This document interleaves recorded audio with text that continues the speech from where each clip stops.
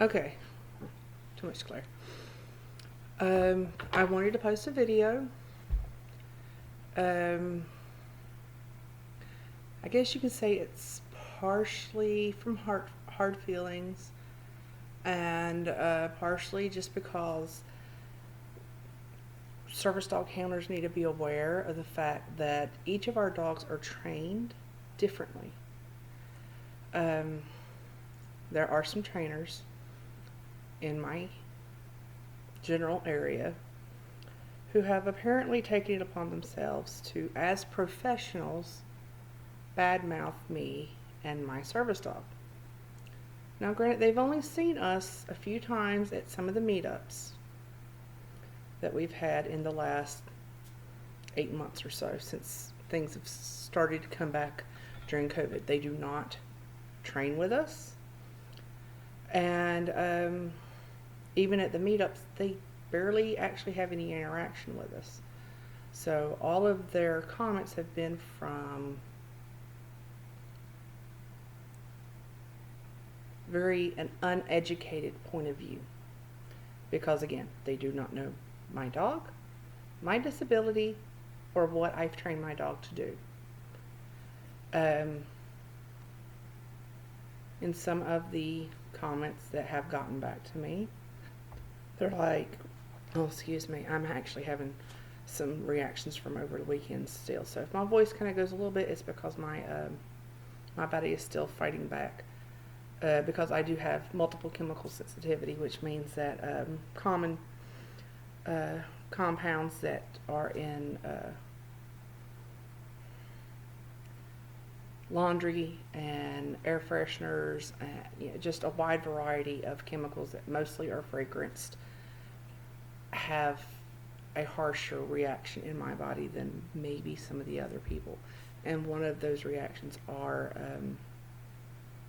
mental fatigue and having a difficult time trying to put my thoughts together. So I've actually been trying to work on this for about a week, actually, to get some of this together. And over that week, I've learned more. But so one of the comments is that they never seen General task in one of the meetups. Well, there's a lot of dogs I've not seen task in a way that I was aware of at most of these meetups. However, he has tasked at every single one of these meetups, and I have told them he was tasking at these meetups. Now, I suppose it's because the way I've trained him to alert. I have complex PTSD in addition to some of my other issues. And for my particular case, I do not want someone who is 20 feet away from me to know that my dog is tasking if I can help it. So all of General's alerts are subtle. They are not like jumping up on me or, pulling at my hand. What he is trained to do is do what I call the creepy dog stare. Everybody who has a dog knows what that would entail, where the dog just comes up and stares at you until you do what they want you to do. So that's his first level of alert, is the creepy dog stare. Because I call it the creepy dog stare because I'm creeped out by it. So it's going to get my attention more than possibly other different kinds of alerts. So once he has my attention, he will do one of two things. If he knows that my anxiety is going up and I'm about to scratch, he will then present himself.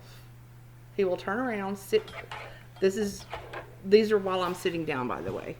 But he will, once he's done the creepy dog stare, he will turn around where his back is to me to present his body so that I scratch him, so that I do not end up scratching myself and harming myself. Because before I got him, my arms were so battered that they were actually going gangrene. I literally had infections on both arms for 2 years before I got him. And that was his first task, was to stop me.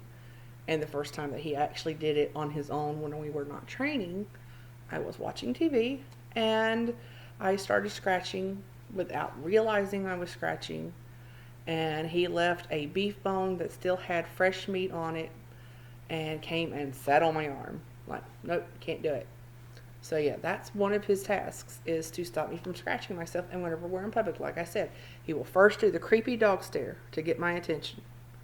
And then once I ask him what it is that he's trying to get my attention for, if it is for the scratch, to so that I do not scratch before I start scratching, so this would be considered an anxiety alert, he will turn his body to face away from me with his back and neck at me so that I can then scratch him without having to bend over. And it's a very low-key task.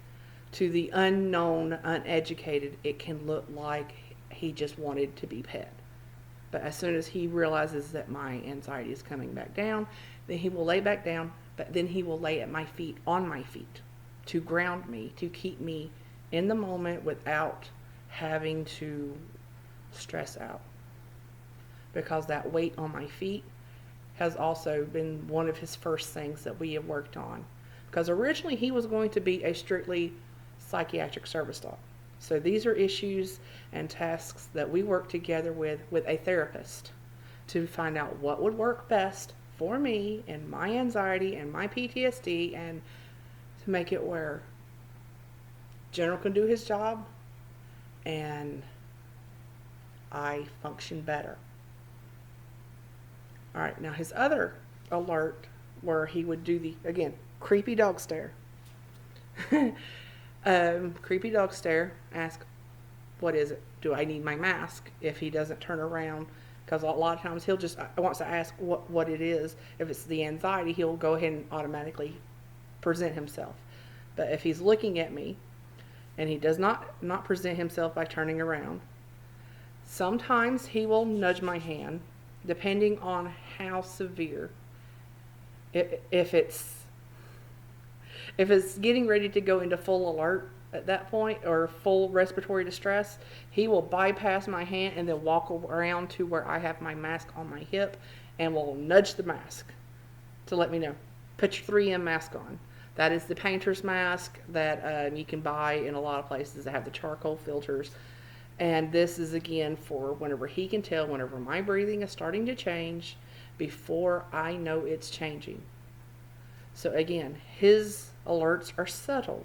This is something that, someone may be in my immediate vicinity but not realize what he is doing, because I don't want everyone to know every single time my dog is tasking. And so yes, he has done both of these kinds of alerts at every single mass meetup. Now, some of the smaller ones where I've just been with friends, he may not, but I've had friends that even before they knew what my name was, to realize that, hey, my dog is tasking. Because there was one time where I was turned away from General because someone was sitting to my side and I was facing them to speak while we were waiting for a meetup to start up. And so General's doing the creepy dog stare, but my body is turned so I'm not seeing him. And this individual, who has become one of the handlers that I like to work with, she's like, she kind of tapped me on the shoulder and was like, I think your dog's trying to tell you something. And as soon as I was like, oh yeah, he's giving me the creepy dog stare, he then nudged the mask. He's like, put this shit on. And I did.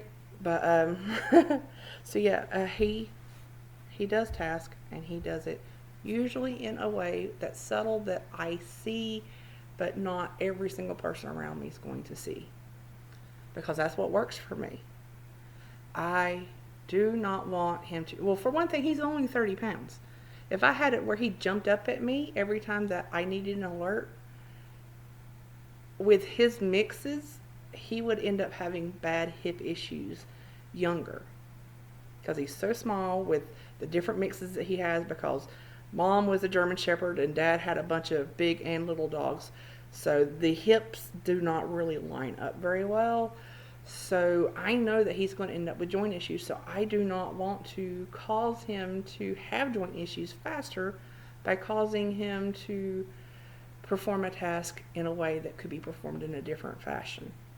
One that would not over time build up and cause him harm in his hips. Because again, his breeds mixed in with his small stature and the fact that I am not a short woman. I'm 5'9", so I'm not the tallest, but I'm definitely not average in height.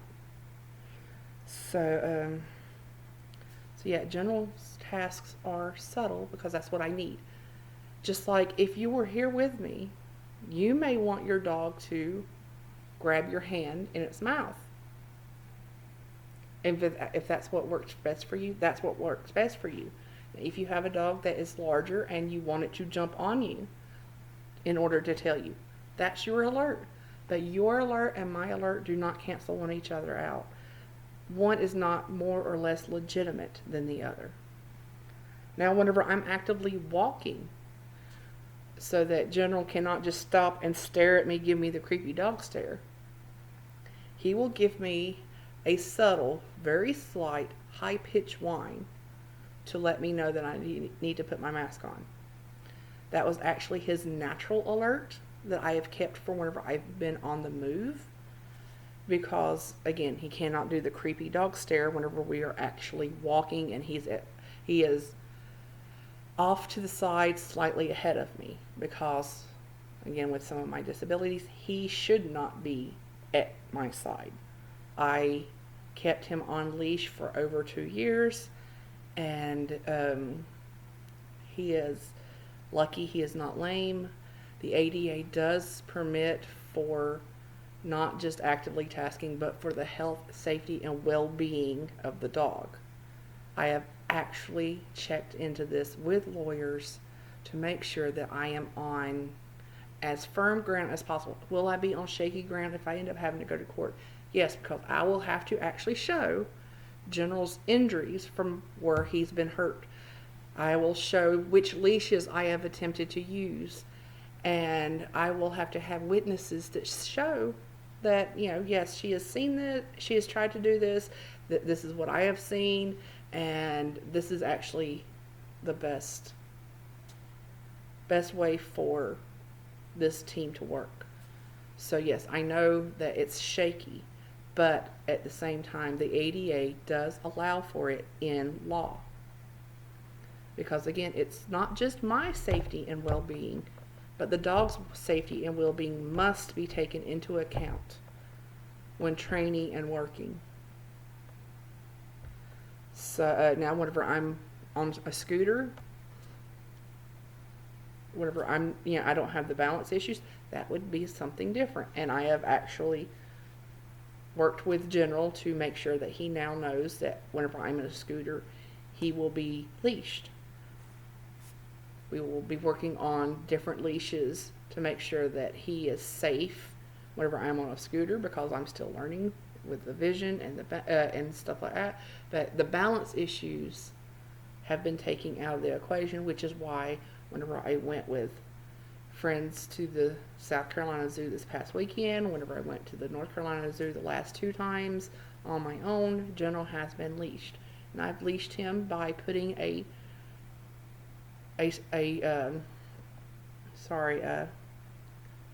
brain fog, a smaller leash, a traffic lead attached to my ankle, because I need him up further, because again, with my PTSD, he is supposed to look around me, and I need him to be slightly ahead of me for some of my triggers.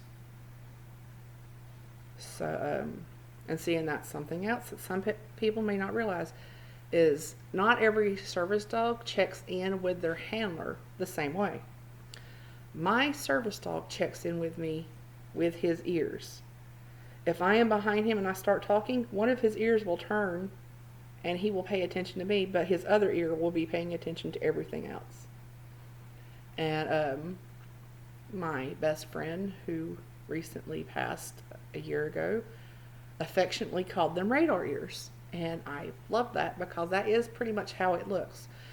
And so no, he is not actively looking at me every few seconds, but he is constantly listening for me. And whenever we walk, if I stop, he stops. He will turn and be like, "What's wrong?" If I call his name, if I say something, he will turn. But otherwise, I don't need him to look at me.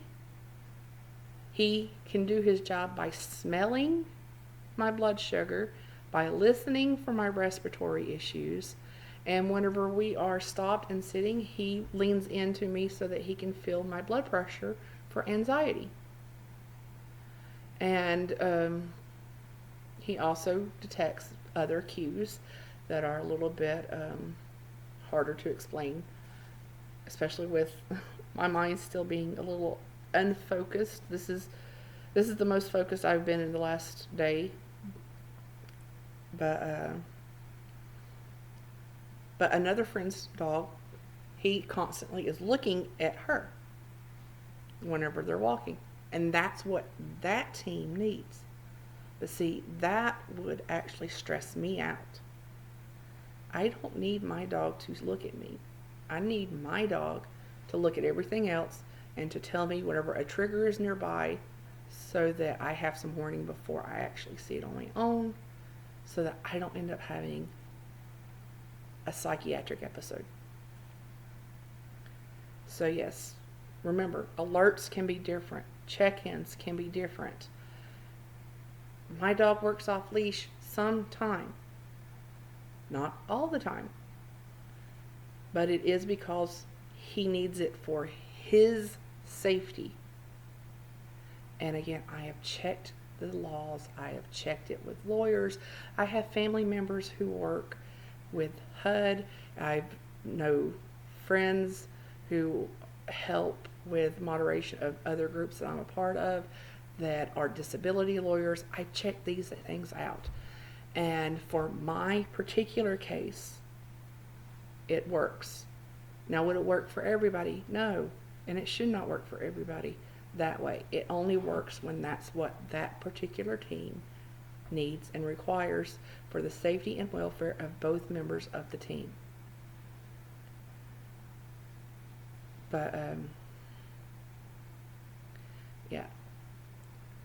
So anyway, that is my video to briefly, I guess, counteract some of the slander that's been going on around in regards to myself and my service dog.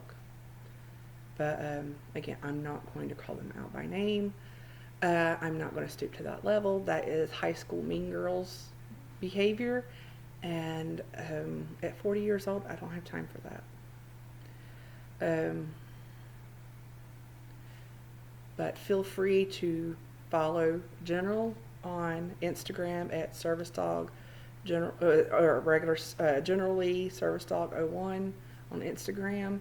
And again, that was a fluke at first. And on Facebook, he is The Adventures of Generally the Service Dog. I run Service Dogs for True All Inclusion, as well as Service Dogs of North Carolina. I am a mod on ESA and Service Dog Laws USA on Facebook as well. Feel free to join us at any or all of those locations. And I also have a YouTube page, but it's not updated very often. I may change that. I may try to do some vlogging.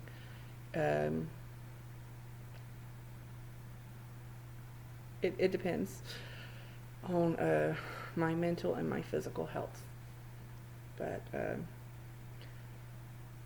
like I said, we all have our dogs who are trained differently for the alerts and the check-ins and the gear that they use. Now, as long as we're using the gear properly, all gear is legitimate. Whenever you use gear improperly, whether it be using the head halters and yanking the dog's necks and then end up hurting them and hurting their snouts, yeah, that would be a big no for me. Or would it be a prong that's wearing low, whether instead of where it needs to be, because the lower it is, the more dangerous it is for the trachea. Yeah, that would be a no for me. But General wears a prong whenever he's on leash. He wears an e-collar whenever he's off leash. He has tried the head halter, but it was not an appropriate gear selection for him. And but yeah, so regardless of the gear and the way that the dogs are checked in, the way that they're trained to alert, as long as that's what that team needs, then that's fine. But I'm not going to get into whatever it is that these trainers are trying to do. I've heard being bad mouthed by them reported back to me by nearly a dozen people by now. Recently it was 4, but in total it's been almost a dozen. But at the same time, there have been comments and looks over the last 8 months that I truly hoped I was being paranoid. But it turns out I wasn't. I was actually seeing what I was seeing. So always trust your gut. But until the next video, I hope you all have a good mental and physical health day. And try to surround yourself with people who will support you and not bring you down, because we have enough of that going on. And sadly, there's too much of it in this community. So until next time, bye.